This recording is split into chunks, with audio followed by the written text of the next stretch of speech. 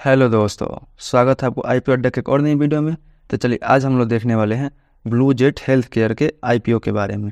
इस वीडियो में हम लोग कंप्लीट इस आईपीओ को डिस्कस करेंगे। तो चलिए हम लोग सबसे पहले देख लेते हैं कि इस वीडियो में हम लोग कौन कौन से पॉइंट को डिस्कस करने वाले हैं। तो देखिए, सबसे पहले हम लोग देखेंगे इस कंपनी के बारे में कि ये जो कंपनी है जनरली काम क्या करते हैं। दूसरे नंबर पर इसके ऑब्जेक्ट के बारे में कि ये जो कंपनी है आईपीओ क्यों लेके आ रही है, आईपीओ से जुटाए हुए पैसे को ये कहाँ खर्च करेगी। तीसरे नंबर पर देखेंगे कंपनी के कुछ पीर ग्रुप के बारे में कि इसके जैसी मार्केट में और कौन कौन सी कंपनियां हैं जो पहले से लिस्टेड है। और चौथे नंबर पर देखेंगे इसका कुछ फंडामेंटल के बारे में कि ये जो ब्लू जेट कंपनी है वो फंडामेंटली स्ट्रॉन्ग कंपनी है या वीक कंपनी है। पाँचवें नंबर पर देखेंगे कुछ इसका आईपीओ डिटेल के बारे में कि ये जो आईपीओ है इसका कब ओपन हो रहा है, कब इसका क्लोजिंग डेट है और कब इसका लिस्टिंग डेट है। और सबसे लास्ट में हम लोग देखेंगे इसका जीएमपी के बारे में एंड कंक्लूजन जानेंगे कि इसमें अप्लाई करना चाहिए या नहीं करना चाहिए। अप्लाई करना चाहिए तो लिस्टिंग गेन के हिसाब से करना चाहिए या लॉन्ग टर्म के हिसाब से करना चाहिए। तो वीडियो में बने रहिए और चलिए बिना टाइम गवाए बढ़ते आगे। और हाँ दोस्तों, वीडियो को पूरा देख लीजिए, ज़रूरत पड़े तो स्पीड बढ़ा के 1:2 पे कर दीजिए या 2x पे कर दीजिए, लेकिन वीडियो को पूरा देखिए। इससे क्या होगा कि जो भी इस आईपीओ को लेकर कन्फ्यूजन है सारा का सारा कन्फ्यूजन आपका दूर हो जाएगा। तो चलिए वीडियो में सीधा आगे बढ़ते हैं। तो चलिए सबसे पहले हम लोग देख लेते हैं इस कंपनी के बारे में। तो देखा जाए तो बात की जाए कंपनी के बारे में तो कंपनी जो इनकॉर्पोरेट हुई थी 1968 में कंपनी आई थी। यानी देखा जाए तो कंपनी को आए हुए मार्केट में 50 से ज़्यादा साल हो गया। यानी देखा जाए तो कंपनी को अच्छा खासा अनुभव है मार्केट में। अब बात कर लेते कंपनी जनरली करती क्या है। तो कंपनी जो करती है फार्मास्यूटिकल एंड हेल्थ केयर में जो इंग्रेडिएंट का काम होता है, जो मिडिल में काम होता है फार्मास्यूटिकल में, और जो हेल्थ केयर का जो इक्विपमेंट बनता है उसमें जो मिडिल का काम होता है वो जो कंपनी काम करती है ये जो कंपनी है इंटरमीडिएट कंपनी है। यानी जो बीच का काम होता है वो करती है, पूरा फाइनल प्रोडक्ट नहीं देती है, बीच का काम करती है। तो देखिए जो कंपनी है मेनली 3 प्रोडक्ट में डील करती है। कौन कौन से? Contrast media, intermediate. ये कहाँ यूज होता है? तो ये हमारे बड़े बड़े जो मशीन होता है, इक्विपमेंट होता है उसमें यूज होता है, जैसे सीटी स्कैन हो गया, एमआरआई में हो गया, इसमें ये हो गया। हाई इंटेंसिटी स्वीटनर, जो भी आप दवाई में देखते हैं जो कड़वा दवाई होता है उसको स्वीटनर डाल के मतलब खाने लायक बनाया जाता है, वो एक कंपनी बनाती है। और देखा जाए तो भारत में जो पहला मतलब स्वीटनर जो है, जो स्वीटनर बना था सेचेरिन, वो इस कंपनी ने ही बनाई थी। और बात किया जाए तीसरे नंबर में pharma intermediate and active pharmaceutical ingredient बनाती है ये कंपनी। यानी जो भी दवाई का जो बीच का काम होता है, जो बीच का भाग होता है वो ये कंपनी बनाती है।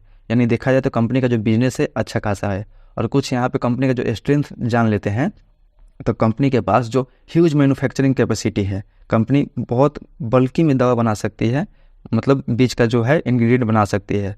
और कंपनी का जो कंपनी जिस निश में काम करते हैं, जिस मार्केट में काम कर सकती है, उसमें हाई एंट्री बैरियर है। यानी जल्दी कोई इसमें मतलब घुस नहीं सकता, नई कंपनी चाहे तो। यानी देखा जाए तो कंपनी का जो बिजनेस है ये तो अच्छी मतलब दिशा में है। और वही बात की जाए लॉन्ग टर्म, कंपनी का जो है लॉन्ग टर्म रिलेशनशिप अच्छा मतलब मल्टीनेशनल कस्टमर के साथ भी कंपनी का अच्छा बिजनेस है, मतलब लॉन्ग टर्म रिलेशनशिप के पर्सपेक्टिव से। यानी देखा जाए तो ये कंपनी का कुछ स्ट्रेंथ है जो कंपनी को आगे ले जाने में मदद करेगी। ये तो हो गई कंपनी के बात। आई होप आपको वीडियो यहाँ तक पसंद आई होगी। वीडियो पसंद आई होगी तो कृपया लाइक करें। और चलिए अब हम लोग देख लेते हैं कंपनी के ऑब्जेक्ट के बारे में। तो देखा जाए तो कंपनी बोल रही है कि जो भी मतलब बेचेगी अपना सेलिंग उसको यूटिलाइज करेगी मतलब अच्छे से कंपनी के ग्रोथ के लिए। और वही बात की जाए दूसरे ऑफर रिलेटेड एक्सपेंस का, मतलब जो भी मतलब रिसर्च एंड विंग्स में ये अपना डेवलप करेगी। तो ये तो हो गई ऑब्जेक्ट की बात। अब हम लोग देख लेते हैं इसके पीर का बात। तो अब देख लेते हैं इसका पीर में एक जाना माना नाम आता है, वो है मैनकाइंड का, सन फार्मा का, डॉक्टर रेड्डी का, सिप्ला का, डेविस लेबोरेटरी का। ये है कुछ इसके पीर ग्रुप। तो आप लोग आई होप देख सकते हैं। आई होप आपको यहाँ तक आपको वीडियो पसंद आई होगी। तो चलिए अब हम लोग देख लेते हैं इसका कुछ अब फंडामेंटल के बारे में। तो सबसे पहले हम लोग बात करते हैं रेवेन्यू का। तो साल 2021 में कंपनी का रेवेन्यू था 508 करोड़। वहीं 2022 में कंपनी का रेवेन्यू हुआ 703 करोड़ और 2023 में कंपनी का रेवेन्यू हुआ 745 करोड़। वहीं बात कर जाए एक्सपेंस का, तो एक्सपेंस 2021 में कंपनी का था 318 करोड़। वहीं 2022 में कंपनी का एक्सपेंस हो गया 460 करोड़ और वहीं 2023 में कंपनी का एक्सपेंस हो गया 528 करोड़। यानी देखा जाए तो रेवेन्यू और एक्सपेंस साल दर साल लगातार बढ़ते आया है। वही बात कर लेते हैं प्रॉफिट आफ्टर टैक्स का कि प्रॉफिट कितना कर रही है कंपनी। तो 2021 में कंपनी का प्रॉफिट था 136 करोड़। वहीं 2022 में कंपनी का प्रॉफिट था 181 करोड़। वहीं 2023 में कंपनी का प्रॉफिट था 160 करोड़। यानी देखा जाए तो 2022 से 2023 में कंपनी का प्रॉफिट थोड़ा सा डिक्लाइन हुआ है, यानी ज़्यादा नहीं, थोड़ा सा मतलब 20 करोड़ के आसपास कंपनी का प्रॉफिट डिक्लाइन हुआ है। ये कंपनी के लिए जनरली अच्छी बात नहीं है। वहीं बात की जाए रिजर्व एंड सरप्लस का, तो कंपनी के पास कोई रिजर्व एंड सरप्लस नहीं है। और वहीं बात की जाए कंपनी का उधारी का, तो कंपनी के पास भी कोई उधारी नहीं है, यानी देखा जाए तो कंपनी ऑलमोस्ट डेट फ्री है। ये कंपनी के लिए एक अच्छी बात है। तो चलिए ये तो हो गए कुछ फंडामेंटल के बारे में। अब लोग देख लेते हैं कुछ अदर इंडिकेटर के बारे में जो कंपनी के फाइनेंशियल को मतलब शो करती है कि कंपनी कैसी है। तो देखा जाए तो सबसे पहले देख लिया जाए मार्केट वैल्यू का, तो कंपनी जो है 6,000 करोड़ का मार्केट कैप रखती है अपने पास। वहीं पी की बात की जाए, पी की बात की जाए तो कंपनी जो है 37 के पी पे लिस्ट हो रही है। यानी देखा जाए तो इंडस्ट्री का पी चल रहा है 32 और लिस्ट होने जा रही है 37 के पी पे। यानी देखा जाए तो अपनी इंडस्ट्री के पी से मतलब हाई वैल्यूएशन पर लिस्ट होने जा रही है।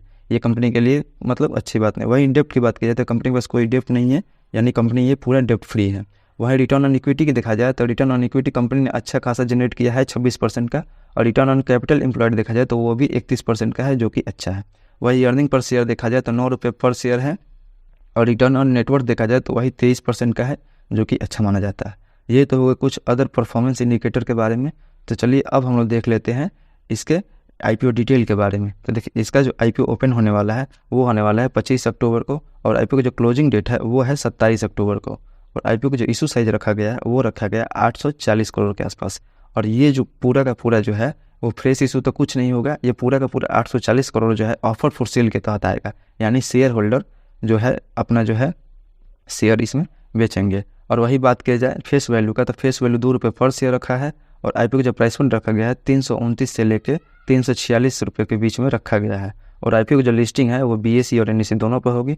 और जो आईपीओ का मतलब कोटा रखा गया है रिटेल के लिए 35% का कोटा रखा गया है, और क्यूआईबी के लिए 50% का कोटा रखा गया है, और एनआईआई के लिए 15% का कोटा रखा गया है। यानी देखा जाए तो रिटेल को इसमें अच्छा खासा पैसा बनाने का मौका दिया जा रहा है 35% का कोटा देकर।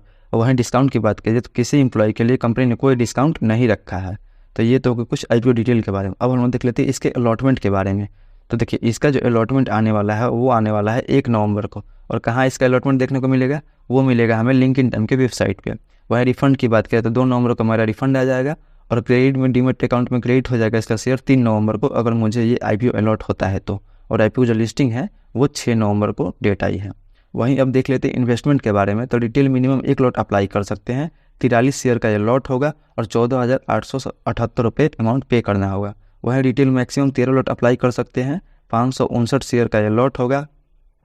और वहीं देखा जाए 13 लॉट में sorry retail maximum 13 lot apply कर सकते हैं। 13 लॉट में उन्हें 559 शेयर मिलेंगे, और अमाउंट जो पे करना होगा 1,93,414 रुपये अमाउंट पे करना होगा। वहीं स्मॉल एचएनआई 14 लॉट अप्लाई कर सकते हैं, और बिग एचएनआई 68 लॉट अप्लाई कर सकते हैं। ये तो हो गई इन्वेस्टमेंट की बात। और चलिए हम लोग देख लेते हैं अपना लास्ट मुद्दे के बारे में कि इसका जीएमपी क्या रहने वाला है, और इसका लास्ट में कंक्लूजन क्या रहने वाला है। तो सबसे पहले हम लोग जीएमपी की बात करें तो इसका जो जीएमपी चल रहा है मार्केट में अभी 25 से 30% के हिसाब से चल रहा है। यानी मार्केट में इसका अच्छा खासा जीएमपी बरकरार है। तो देखा जाए 30% के हिसाब से तो 103 रुपये पर शेयर में प्रॉफिट बता रहा है। 43 शेयर का लॉट है, यानी देखा जाए उस हिसाब से तो हमें 4400 के आसपास प्रॉफिट बता रहा है अभी तक।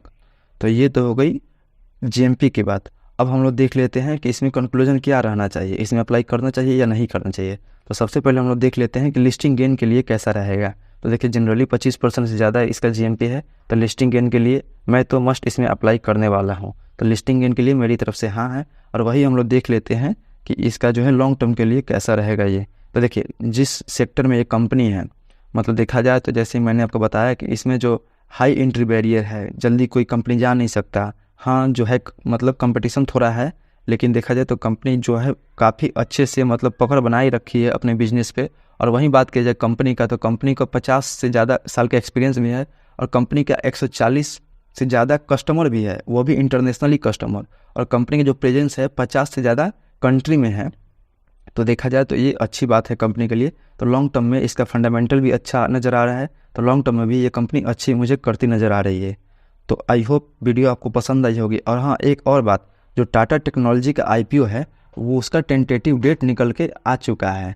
तो उसका टेंटेटिव डेट निकल के आया है 21 नवंबर से लेके 23 नवंबर के बीच में, वो जो है हमें देखने को मिल सकता। हाँ ये एक टेंटेटिव डेट है, मैंने पहले ही बता चुका हूँ कि ये एक टेंटेटिव डेट है, फाइनल डेट अभी आने को बाकी है। फाइनल डेट आया नहीं है, टेंटेटिव डेट निकल के आया है। तो आई होप आपको वीडियो पसंद आई होगी। वीडियो पसंद आई होगी तो अपने दोस्तों के शेयर कीजिए, इस चैनल को सब्सक्राइब कीजिए, वीडियो को लाइक कीजिए, और जो भी आपका सवाल है कृपया उसे कमेंट बॉक्स में ज़रूर पूछिए। तो चलिए मिलते हैं अगले वीडियो में, तब तक के लिए धन्यवाद।